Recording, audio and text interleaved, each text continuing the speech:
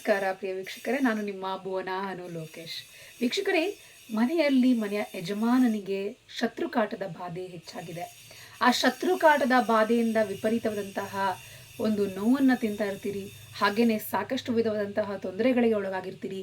ಎಷ್ಟೇ ದುಡಿದ್ರೂ ಕೂಡ ಕೈಗೆತ್ತಾ ಇರೋದಿಲ್ಲ, ಏಳಿಗೆ ಅನ್ನುವಂಥದ್ದಾಗ್ತಾ ಇರೋದಿಲ್ಲ.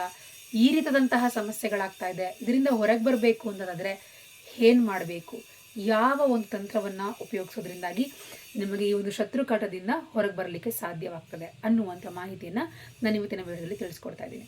ಯಾರಿಗೆ ಮನೆಯಲ್ಲಿ ವಿಪರೀತಂತಹ ಶತ್ರುಕಾಟ ಅನ್ನುವಂಥದ್ದಾಗ್ತಿರ್ತದೆ, ಅವರಿಗೆ ಮನೆಯಲ್ಲಿ ಈ ಒಂದು ದವಸ ಧಾನ್ಯಗಳಿಗೆ ತೊಂದರೆ ಆಗುವಂತಹದ್ದು, ಮಕ್ಕಳ ವಿದ್ಯಾಭ್ಯಾಸ, ಅವರ ಏಳಿಗೆಗೆ ಅಥವಾ ಅವರ ಒಂದು ಯಾವುದೇ ಒಂದು ಅವ್ರದ್ದು ಒಂದು ಮಕ್ಕಳ ಒಂದು ಕಾರ್ಯಗಳಿಗೆ ಏಳಿಗೆ ಆಗದಲ್ಲೇ ಇರುವಂಥದ್ದು, ಮನೆಯ ಯಜಮಾನನಿಗೆ ಅನಾರೋಗ್ಯದ ತೊಂದರೆಗಳಾಗುವಂಥದ್ದು, ಈ ರೀತಿಯಾದಂಥ ತೊಂದರೆಗಳು ಕಂಡು ಬರ್ತಾ ಇರುತ್ತೆ. ಇದಕ್ಕೆಲ್ಲ ಶತ್ರುಕಾಟದ ಬಾಧೆ ಆಗಿರ್ತದೆ.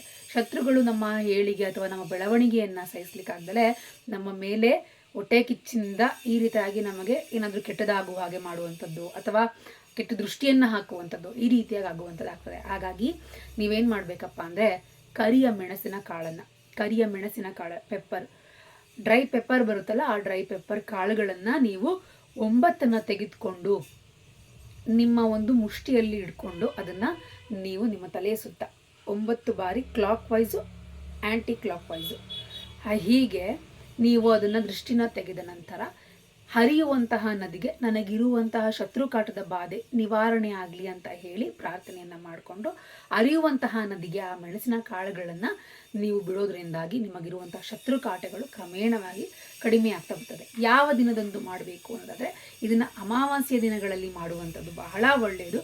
ಆಗಿಲ್ಲ ಅಂದ ಪಕ್ಷದಲ್ಲಿ ಮಂಗಳವಾರದ ದಿನಗಳಲ್ಲಿ ಅಥವಾ ಭಾನುವಾರದ ದಿನಗಳಲ್ಲಿ ಈ ಒಂದು ಕಾರ್ಯವನ್ನು ನೀವು ಹರಿಯುವಂತಹ ನದಿಗೆ ಮಾಡಬೇಕಾಗತ್ತೆ. ಎಷ್ಟು ದಿನ ಮಾಡಬೇಕು, ಎಷ್ಟು ವಾರಗಳು ಮಾಡಬೇಕು ಅನ್ನುವಂಥದ್ದಾದರೆ ನಿಮ್ಮ ಶಕ್ತಿಯಾನುಸಾರ ಒಂದು 3 ವಾರ ಮಾಡಿ, 5 ವಾರ ಮಾಡಿ ಅಥವಾ 9 ವಾರ ಮಾಡಿ.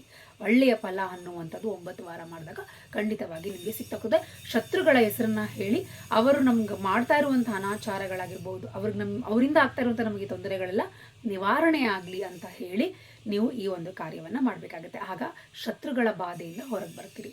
ಈ ವಿಧವಾಗಿ ನೀವು ಖಂಡಿತವಾಗಿ ಮಾಡ್ಕೊಂಡಿದ್ದಾದರೆ ಶತ್ರುಕಾಟ ಅನ್ನುವಂಥದ್ದು ನಿವಾರಣೆ ಆಗ್ತದೆ. ಇನ್ನೂ ನಿಮ್ಮ ಜೀವನದಲ್ಲಿ ಹೆಚ್ಚು ಸಮಸ್ಯೆಗಳಿದೆ, ಅದಕ್ಕೆ ಪರಿಹಾರ ಬೇಕು ಅಂದರೆ ಕೆಳಗೆ ಕಾಣ್ತಾ ಇರುವಂತಹ ಗುರೂಜಿಯ ನಂಬರ್ಗೆ ಕಾಂಟ್ಯಾಕ್ಟ್ ಮಾಡಿ. ಹಾಗೆಯೇ ನಮ್ಮ ಚಾನಲ್ನ ಸಬ್ಸ್ಕ್ರೈಬ್ ಮಾಡ್ಕೊಳ್ಳಿ.